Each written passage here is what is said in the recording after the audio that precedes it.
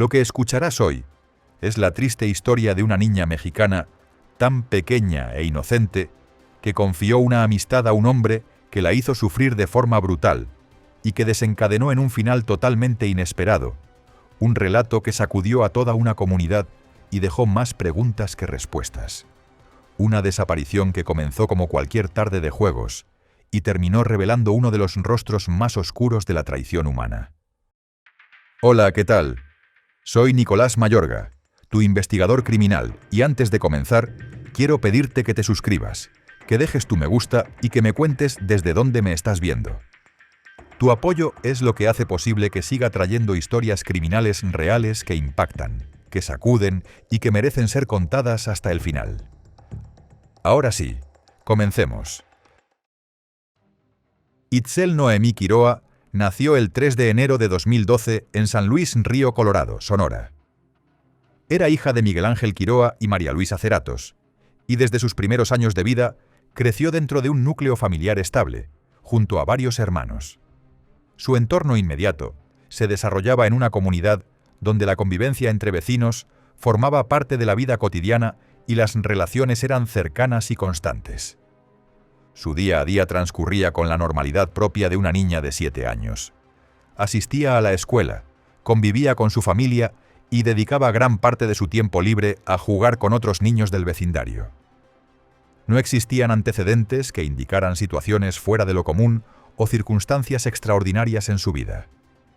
Su rutina estaba marcada por actividades simples, repetitivas y predecibles, centradas en el juego, la convivencia y el disfrute del tiempo libre. La dinámica familiar giraba principalmente en torno al trabajo de su madre, quien salía de casa desde tempranas horas por la mañana. El cuidado cotidiano se sostenía dentro del propio hogar y del entorno comunitario, donde los vecinos mantenían una presencia constante que permitía cierto equilibrio en la vida diaria de los menores. El vecindario facilitaba una dinámica comunitaria activa. Era habitual que los niños salieran a jugar durante el día, especialmente cuando no había clases escolares. Aunque la supervisión adulta no era permanente, los adultos del área estaban atentos a la presencia de los menores y podían identificar con facilidad cualquier situación que se saliera de lo habitual. Itzel formaba parte de este grupo de niños que se reunía regularmente para jugar y convivir. Entre los lugares que solía frecuentar se encontraba un canal cercano a su vivienda. Este sitio era conocido tanto por los vecinos como por los propios niños, quienes lo visitaban con frecuencia como parte de sus actividades recreativas. La presencia de Itzel en ese lugar no resultaba inusual, ya fuera que acudiera sola o con compañía de otros niños del vecindario. Dentro del ámbito familiar, Itzel mantenía una relación cercana con sus hermanos. Era descrita como una niña activa, con iniciativa propia y una personalidad que, en ocasiones, la llevaba a tomar decisiones por cuenta propia. No existían antecedentes de ausencias prolongadas ni situaciones que generaran alarma. Solía mantenerse dentro de los horarios y espacios conocidos, regresando a casa después de jugar y siguiendo, en términos generales, las pautas habituales de su rutina diaria. El jueves 23 de mayo de 2019 comenzó como cualquier otro día dentro de la rutina habitual de Itzel y su familia. En las primeras horas de la mañana, alrededor de las 5, su madre salió del domicilio para dirigirse a su trabajo. Antes de retirarse, dejó a Itzel dentro de la vivienda, donde la niña permaneció descansando. En ese momento, según refirió la mujer, la menor vestía un pantalón de mezclilla largo. Con el paso de las horas, la dinámica familiar se desarrolló sin que se presentaran situaciones fuera de lo común. Ese día no hubo clases escolares, por lo que los niños del vecindario permanecieron en sus casas o comenzaron a salir a jugar desde temprana hora.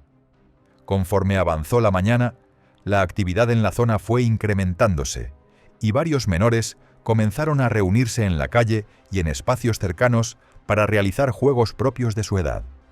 Itzel, como en otras ocasiones, se integró a estas actividades recreativas junto a otros niños del vecindario. Durante la mañana fue vista conviviendo con sus amigos, desplazándose dentro de los espacios que le eran familiares y sin alejarse de las áreas que frecuentaba de manera habitual. Su presencia formaba parte de la dinámica normal del día, sin que existiera algún indicio que hiciera pensar que la jornada se desarrollaría de manera distinta a otras. Durante el transcurso de la tarde, Itzel permaneció en compañía de su hermana mayor y de otros niños en el canal cercano a su domicilio, un lugar que frecuentaban con regularidad y que formaba parte de los espacios habituales de juego del vecindario. La presencia de los menores en esa zona no resultaba extraña para quienes vivían alrededor, ya que era común que acudieran ahí durante el día. En determinado momento, una vecina llegó al lugar para llevarse a sus hijos, lo que provocó que la hermana mayor de Itzel se retirara del canal junto con ellos. La niña, que en ocasiones no seguía de manera estricta las indicaciones de su hermana, optó por permanecer sola en la zona. Fue a partir de ese instante cuando se perdió el contacto visual con Itzel. Algunos vecinos señalaron posteriormente que la habían visto vistiendo un short de mezclilla y una blusa verde, lo que indicaría que en algún punto del día la menor se había cambiado de ropa. Este detalle se volvió relevante más adelante, al intentar reconstruir sus movimientos y establecer con mayor precisión qué ocurrió durante las horas previas a su desaparición. Lo que se pudo confirmar con certeza fue que ese momento marcó la última ocasión en la que alguien la vio. Al percatarse de su ausencia, los vecinos comenzaron a buscarla en los alrededores, iniciando así las primeras acciones para tratar de localizarla. Alrededor de las 6 de la tarde, la madre de Itzel regresó a su domicilio después de concluir su jornada laboral. Desde su llegada, notó un movimiento inusual en el vecindario. Varios vecinos y algunos de sus hijos se encontraban recorriendo la zona preguntando por la menor. De inmediato le informaron que llevaban varias horas sin verla. Ante la preocupación, la madre comenzó a indagar entre los vecinos sobre lo ocurrido durante el día. Las versiones coincidían en que Itzel había estado jugando con otros niños y que en algún momento de la tarde dejó de ser vista sin que nadie pudiera precisar hacia dónde se dirigió. Uno de los testimonios que surgió fue el de un menor del vecindario, quien aseguró que Itzel había comentado que ese día debía ir a ver a una mujer a la que identificó únicamente como Doña. No se aportaron más datos sobre esta persona, ni se logró determinar si era alguien conocido por la familia o por la comunidad. De manera inmediata, los padres iniciaron una búsqueda por su cuenta. Recorrieron el vecindario, preguntaron casa por casa y revisaron patios y espacios comunes, con la esperanza de encontrar a la niña o de obtener información que ayudara a localizarla. Algunos vecinos se sumaron de forma espontánea, ampliando la búsqueda a calles cercanas y terrenos próximos a las viviendas. Durante esas primeras horas, la información era confusa y fragmentada.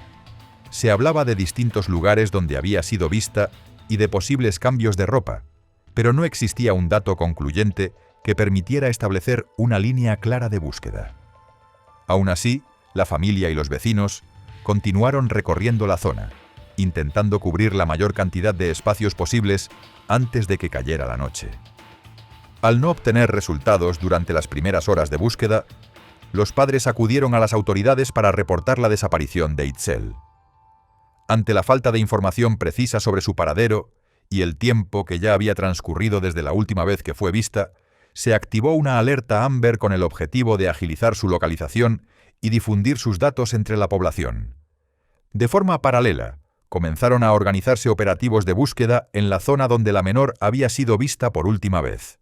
A estas acciones se sumaron elementos de las autoridades, así como un número considerable de vecinos que participaron de manera activa recorriendo calles, patios, terrenos baldíos y espacios abiertos. Se estimó que alrededor de 200 personas colaboraron en estas actividades durante los primeros días. La búsqueda se concentró principalmente en el área de San Luis Río Colorado, extendiéndose a distintos puntos considerados de interés.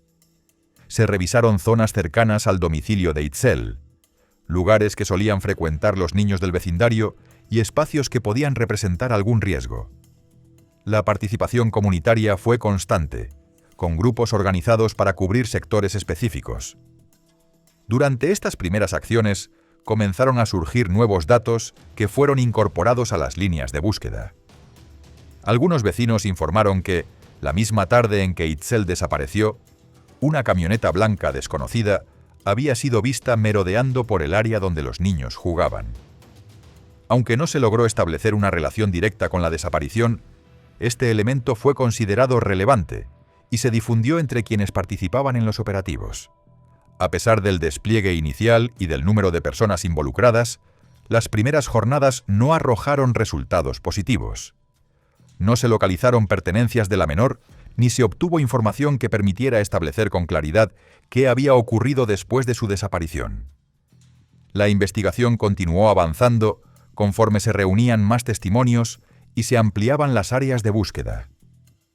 Conforme avanzaron las labores de búsqueda, uno de los puntos que concentró mayor atención fue el canal ubicado cerca del domicilio de Itzel, ya que era el último lugar donde su hermana había tenido contacto con ella. Esta información llevó a que las autoridades y los grupos de apoyo enfocaran parte de sus esfuerzos en esa zona.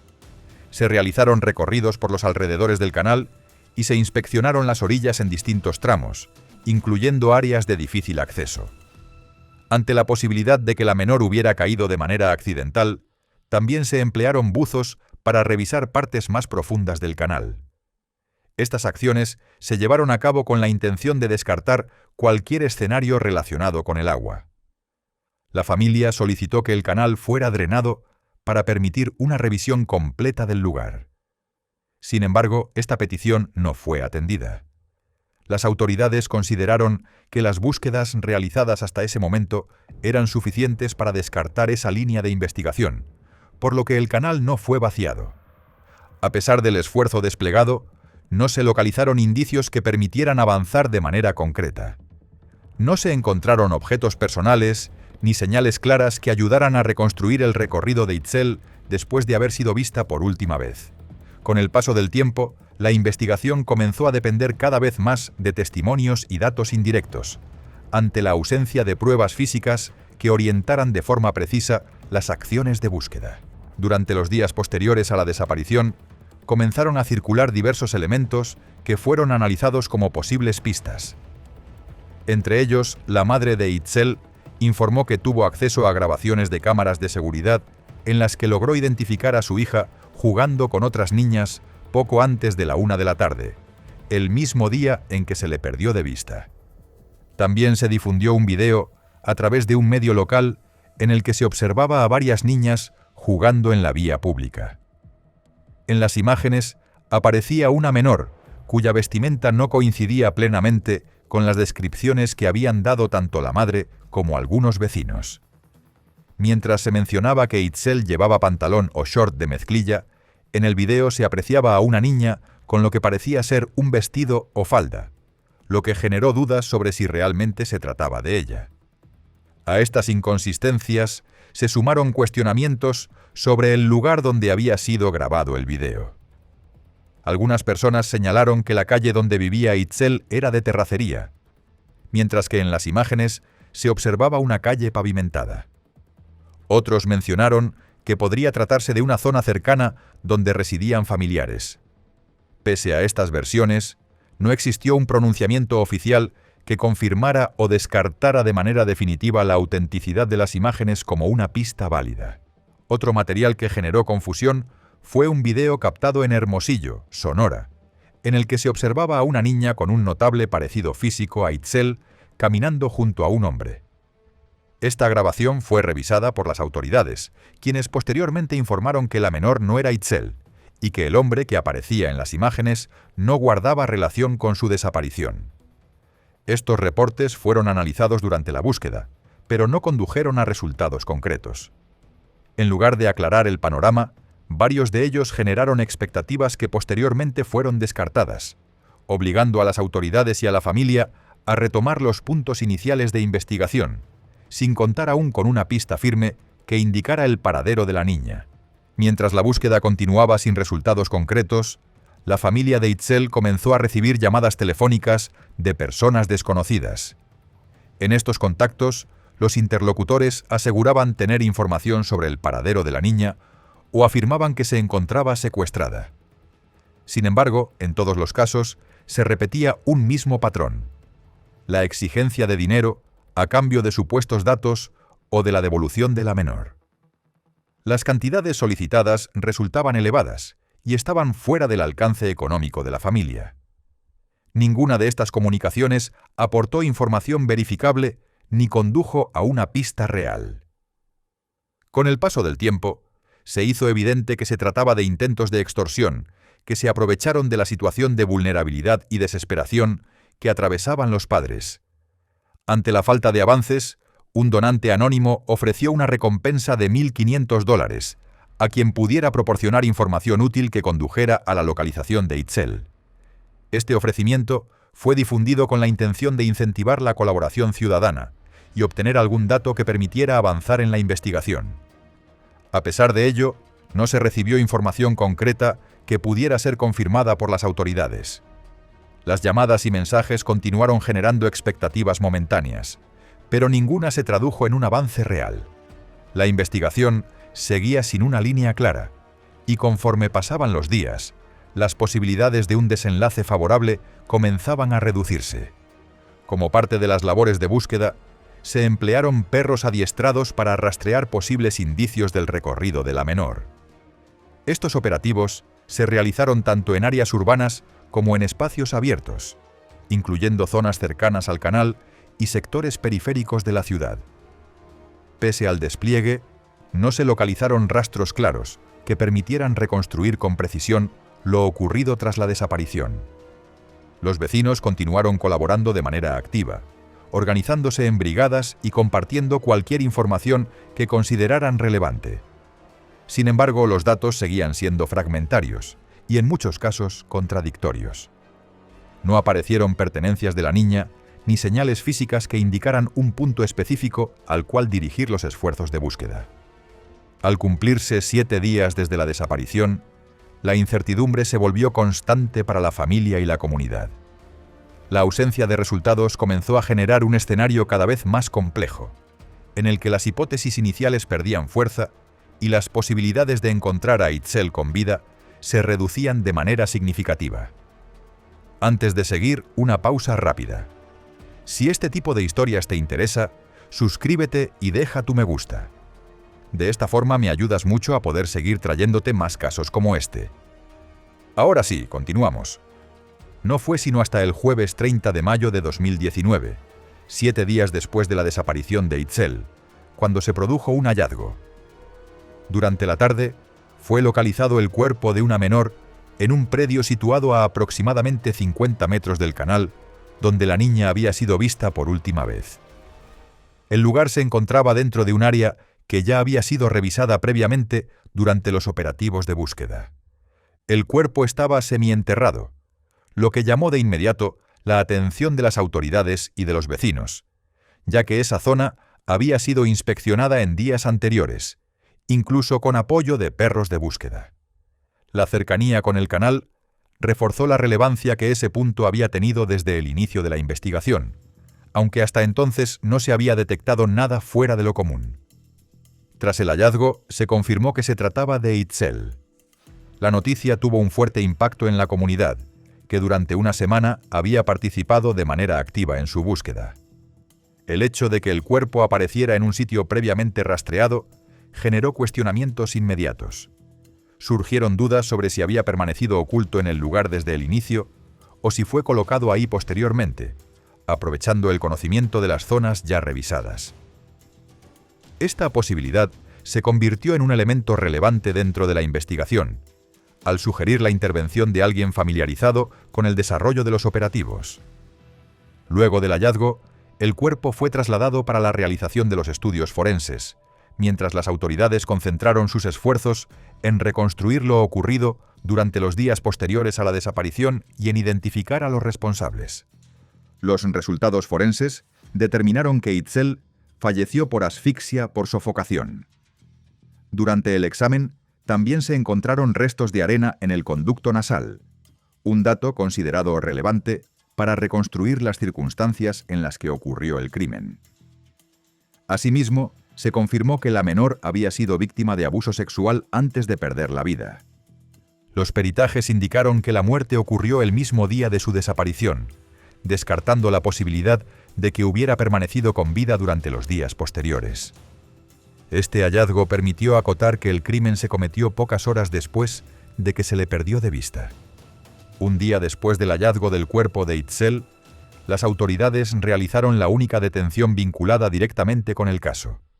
Se trató de un hombre identificado como Aaron Guadalupe, de 29 años, quien trabajaba como guardia de seguridad privado y contaba con antecedentes penales por delitos previos, entre ellos posesión de droga y robo con violencia. De acuerdo con la información recabada, el hombre realizó una confesión en la que admitió haber sido responsable de quitarle la vida a Itzel. Según su declaración, había observado a la menor durante varios días y había comenzado a establecer con ella una relación de aparente confianza. Incluso señaló que le había asignado un apodo, lo que evidenciaba que el contacto entre ambos no había sido circunstancial. El detenido afirmó que aprovechó el momento en que la niña se encontraba sola para llevársela y abusar sexualmente de ella antes de quitarle la vida. Esta confesión fue realizada sin que, según se informó, existiera un interrogatorio prolongado previo, lo que llamó la atención por la rapidez con la que reconoció su responsabilidad. También se confirmó que Aaron Guadalupe había participado de manera activa en las búsquedas realizadas tras la desaparición de Itzel. Desde los primeros días, se integró a los recorridos organizados por vecinos y autoridades, colaborando en distintas zonas donde se concentraban los esfuerzos por localizarla. Su presencia en los operativos no generó sospechas iniciales. Por el contrario, era percibido como un vecino más que se sumaba a las labores comunitarias. Mostraba interés constante en el avance de la búsqueda y se mantenía atento a la información que circulaba sobre los lugares ya revisados y las áreas que aún estaban pendientes de inspección. El hecho de que hubiera formado parte de los grupos de búsqueda planteó la posibilidad de que contara con un conocimiento detallado de los sitios que ya habían sido recorridos, así como de los horarios y dinámicas de los operativos. Este elemento cobró relevancia al analizar la ubicación donde finalmente fue localizado el cuerpo de la menor. Con estos antecedentes, Aaron Guadalupe fue puesto a disposición de las autoridades correspondientes y se le imputaron diversos delitos relacionados con la muerte de Itzel, entre ellos abuso sexual, feminicidio e inhumación de cadáveres, todos considerados de alta gravedad dentro del marco legal. Debido a la naturaleza de los delitos y a los antecedentes penales del detenido, se estimó que la posible condena podría alcanzar hasta 102 años de prisión, considerando la acumulación de cargos y su historial delictivo previo. Mientras se definía su situación jurídica, el acusado fue ingresado en un centro de detención local bajo prisión preventiva. Por razones de seguridad, fue ubicado en un área de aislamiento, separada del resto de la población penitenciaria, ante el riesgo que corría su integridad física debido al tipo de crimen que se le atribuía. El 4 de junio de 2019, cuando el proceso judicial aún se encontraba en una etapa inicial, Aaron Guadalupe fue encontrado sin vida dentro del centro de detención, donde permanecía bajo prisión preventiva. El hallazgo ocurrió durante una revisión de rutina realizada por el personal de custodia. De acuerdo con la información disponible, el hombre fue localizado en el baño de su celda, colgado con un trozo de cobija. Las autoridades señalaron que habría aprovechado un lapso aproximado de 15 minutos en el que no se encontraba bajo vigilancia directa para quitarse la vida. Tras el hallazgo, se activaron los protocolos correspondientes y la versión oficial indicó que no hubo participación de terceros. El fallecimiento del detenido impidió que el proceso judicial avanzara hacia etapas posteriores, como un juicio en el que se evaluaran pruebas, testimonios y responsabilidades de manera formal. Las circunstancias de su muerte generaron cuestionamientos en algunos sectores, principalmente por el corto tiempo transcurrido desde su ingreso al centro penitenciario y por el hecho de que se encontrara bajo custodia. Más allá de las dudas que surgieron, su muerte cerró de forma abrupta la posibilidad de obtener más información directamente de él sobre los hechos, incluyendo detalles sobre lo ocurrido entre la desaparición de Itzel y el hallazgo de su cuerpo. Con el cierre del caso, no se presentaron cargos adicionales ni se continuaron las indagatorias. La carpeta de investigación quedó archivada al no existir más personas formalmente señaladas ni líneas abiertas que pudieran avanzar sin la declaración del principal implicado. Para la familia de Itzel, esto significó el final del proceso legal sin una sentencia judicial. La falta de un juicio y de una condena dejó una sensación de resolución incompleta, al no haberse agotado todas las instancias que normalmente permiten esclarecer un caso de esta naturaleza. El caso de Itzel Noemí deja una sensación profunda de vacío y de preguntas que jamás encontraron una respuesta completa. Más allá de los hechos reconstruidos, lo que permanece es el dolor de una infancia truncada y de una comunidad que buscó incansablemente una explicación que nunca llegó del todo. La ausencia de un juicio, la muerte del único detenido y los vacíos que quedaron en la investigación nos recuerdan que, incluso cuando hay una verdad oficial, no siempre existe una verdadera justicia. Historias como esta nos obligan a mirar de frente una realidad incómoda, la fragilidad de la infancia, la confianza quebrada y las heridas que permanecen abiertas mucho después de que las carpetas se archivan. Gracias por acompañarme en este caso. Si quieres seguir conociendo más historias criminales de la vida real, suscríbete, déjame tu me gusta y cuéntame desde dónde me estás viendo. Me encanta leerte y saber hasta dónde viajan estas historias. Nos vemos en el próximo caso.